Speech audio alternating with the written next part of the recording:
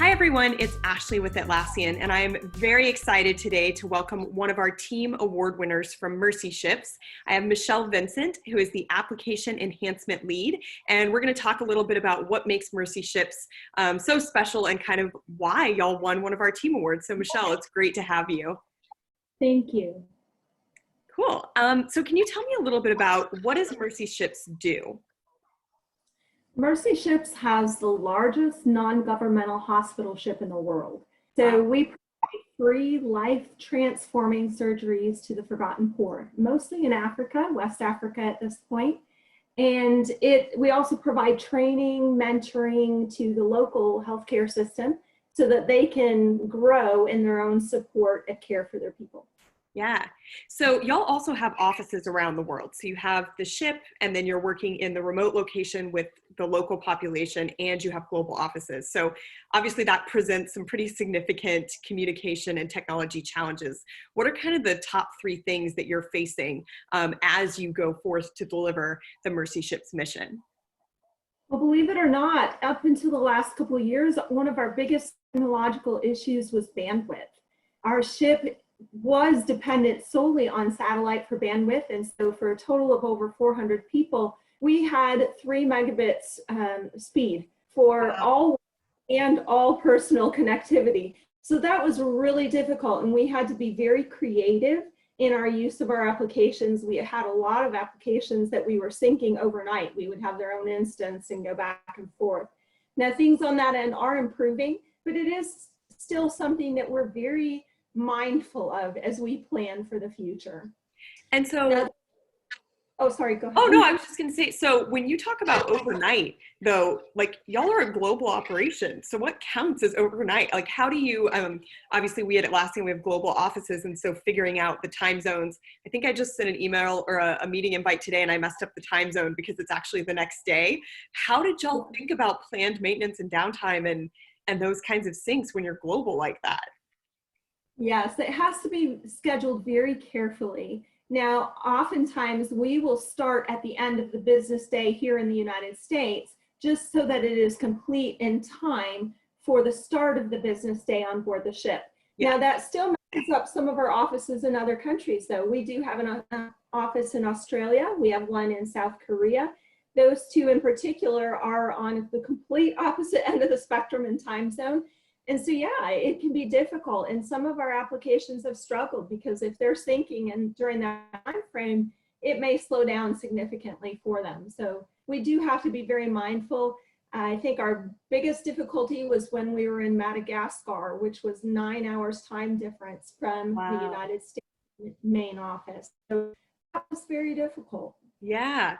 Well, and I know that y'all use Confluence to help keep everybody on the same page and drive alignment.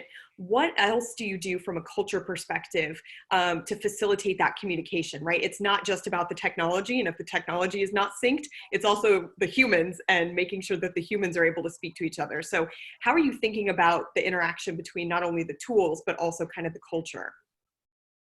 Well, to be honest, even before the current pandemic, virtual conferencing was very important to us. That ability to see each other and communicate face-to-face, or as close to face-to-face as you could be, was very important. And to be the same, to recognize that we're on the same team, to be communicating very clearly with each other, and to make sure that we're involving the right people in all the decision making. It's very important, and it's sometimes difficult. You know how it can be when you with somebody so far away and you may not even really know them personally. So sometimes to make that choice to trust someone and to trust their intentions, even when the communication may seem like, wait a minute, what did they just mean with that? So, you know, that's something that we've always been mindful of and working on. Yeah.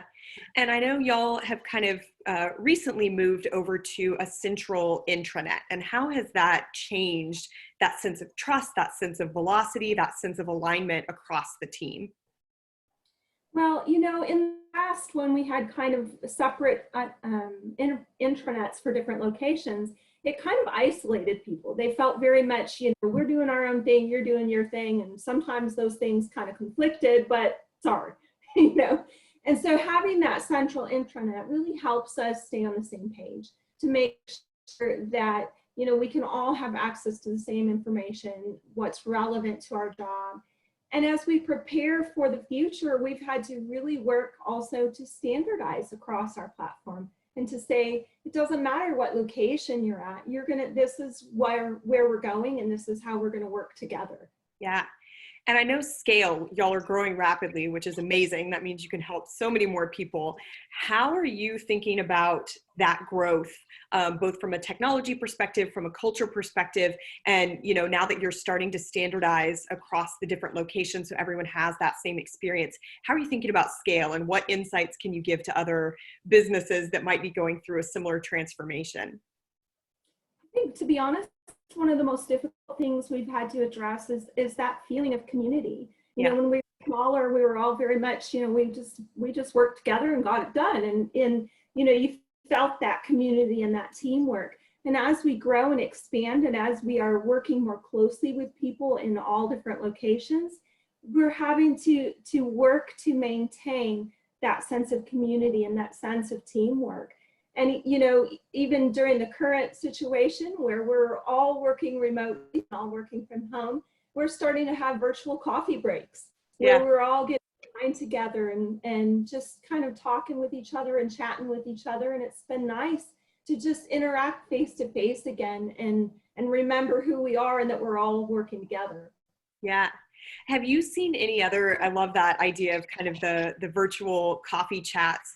Are there any other practical ways that y'all have come together, whether that's, asynchronous stand-ups or daily stand-ups or something like that? Like, what are some of the other practical tips, or even silly things? Our team, apparently on Friday, we're going to have a dress-up day, and we were like, oh, suits and like reverse casual. My boss was like, no, like costumes, like you could wear a funny hat. So I'm fascinated to see what I show up to in my team call on Friday. I'd love to hear any other, whether it's practical or silly or helpful or, human moments that y'all are doing as you're connecting. One of the fun ways that we use Confluence even is birthday blogs. So we've set up to automatically create blogs on everyone's birthdays. So they go out and announce whose birthday it is, and everybody gets to comment and encourage each other. And it's really fun that way. We have also in the past, because our ship is a hospital, we've also at our other locations done silly scrubs days. And so we would show up in crazy scrubs and take pictures and post them into Confluence in a blog for people to see, and just let them know we're here for you. We remember that our job is to support you. So those are ways that we're trying to encourage each other on the human side and just remain connected across the distance. Yeah, that's amazing. Well, where can people go if they want to donate to Mercy Ships, or if they want to learn more about the work that you do? mercyships.org. We have a great website. You can give from the website. You can apply to volunteer on the website, and you can read some of the amazing stories of the patients that we've been able to help. That's awesome. Well, Michelle, thank you so much for sharing your story and some of the tips from the Mercy Ships team. And congratulations again on the team award win. We're thrilled to work with you and glad to play a part in the amazing work you do. So if you're interested in hearing more from Mercy Ships, go to mercyships.org and tune into atlassian.com/summit for more great information about teamwork, productivity, and collaboration.